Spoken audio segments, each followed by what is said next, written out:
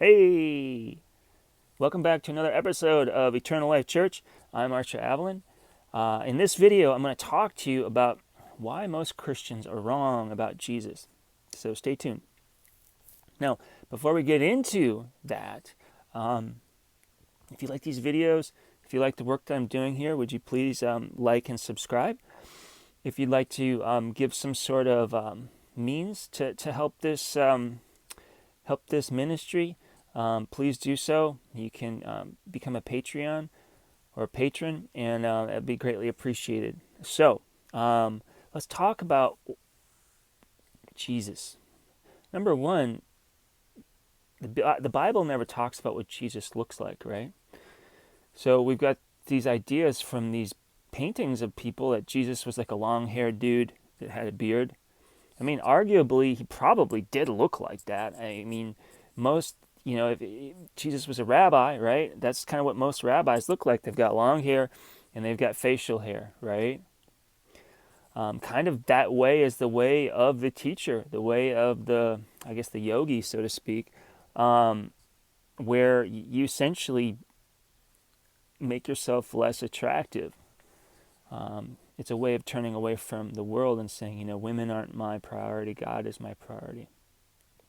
No knock to women, but from a man's perspective, if you are on a spiritual path and you want to become like enlightened, or if you want to become a guru, so to speak, or to get to samadhi, to get to full enlightenment, women can be a real obstacle because women are they're a great entity, right? They're very nice and all of this and attractive, and when you have sex with them, that can be really enjoyable. So, no knock to ladies, but if a man really wants to move beyond that, he's got to set that aside. So, Jesus is great, right? It's a great story. If it didn't happen, I'm glad that it's at least written down. I mean, it's a great story. I believe all the stuff that Jesus did. I believe all the miracles that Jesus did. But here's the rub. Here's the problem that most Christians make. Most Christians say, "Oh, Jesus is the only begotten Son of God," right? And I mean, it does say that in the King James. It says, he's the only begotten Son. But Jesus, when people said, "Oh, you're good," he's like, "Why do you call me good? There's one good, and that's the Father." Jesus was a man like me, like you watching this, or like a woman. He was a person. No, not a person, but he was a man, right? So let's just use men for this example without getting too politically correct here. So Jesus was a man like many other men. The problem that most men make is they think, "Oh, he was the one chosen Son of God, and I'll never be able to attain what Jesus attained." They think that Jesus is somehow in this special category, like the only begotten Son of God, and that means that they're barred from entrance. They shouldn't even try because Jesus is the only begotten Son of God, right?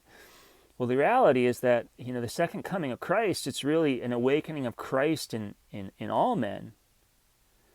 That to me is a much, much, much more exciting prospect than what so many of these Christian preachers believe, which is Jesus is going to descend onto Jerusalem, and it's going to be awesome, right? Like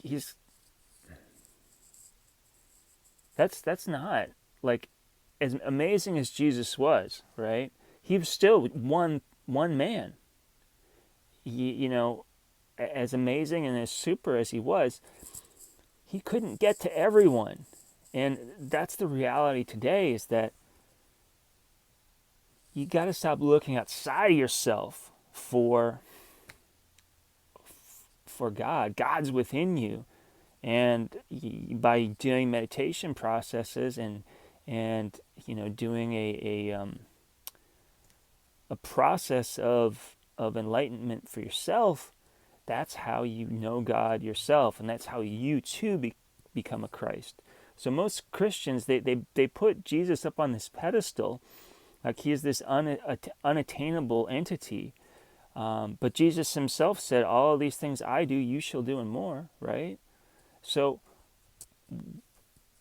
that's the issue most Christians have, is like they put this big moat around Jesus and they say, oh, I'm just a terrible sinner. I am a terrible sinner. Nothing I can do because I'm a terrible sinner. And they just wallow in their own Christianized self-pity, and they don't do anything to improve their life.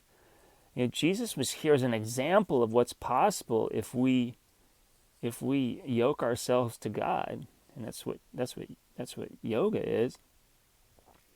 Now, a lot of people get confused about yoga because they think, oh, it's some Eastern religion, and yeah, there's some parts of yoga that I don't agree with. I don't agree with the pantheon. I mean, that's more Hinduism, really. Yoga is just a science of God realization, and anybody can practice yoga.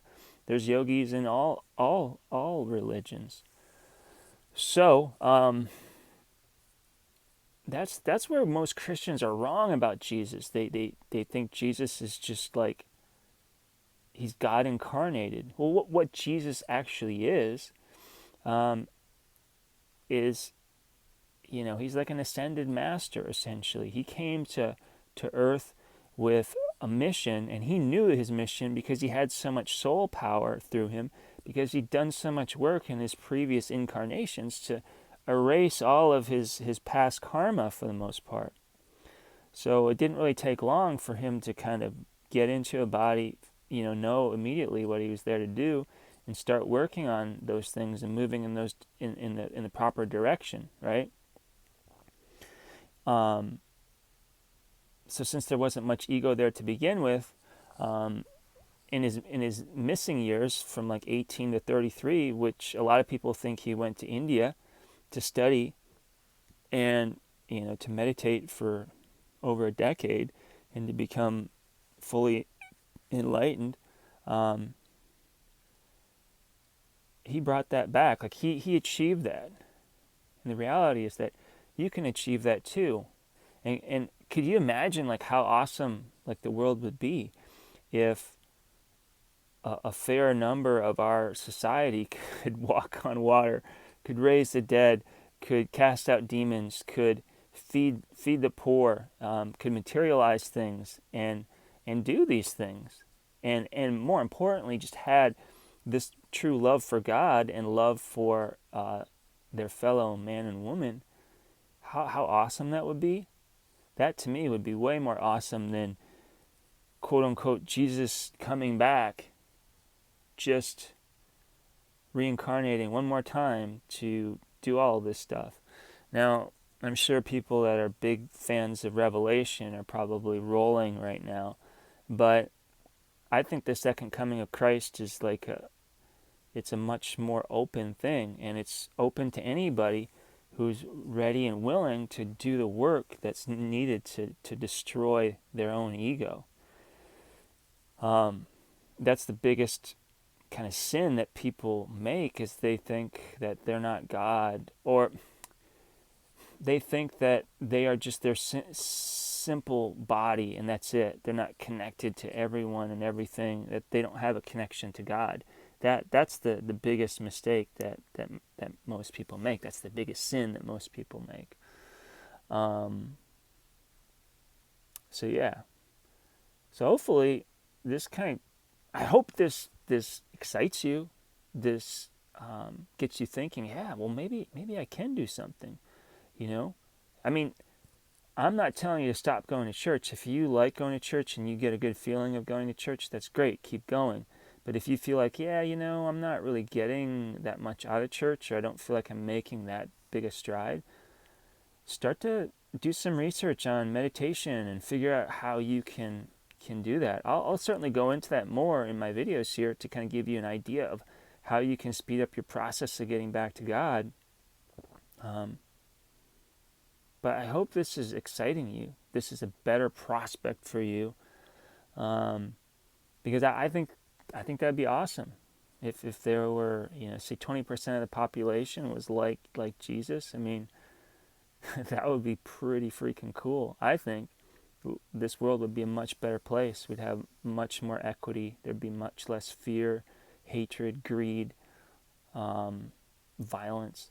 It would be awesome. So that's it for this video. Again, if you like this video, like it. Hit that subscribe button, hit that bell so you can get notifications. All videos are released every Saturday morning, so one video a week.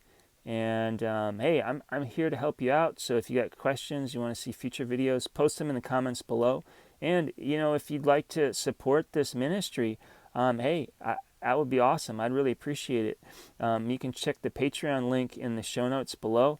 Maybe once I get more sophisticated, I'll know how to pop it up in a little thing on the screen, so you can hit that and provide a little bit of financial means of support. I'd appreciate that.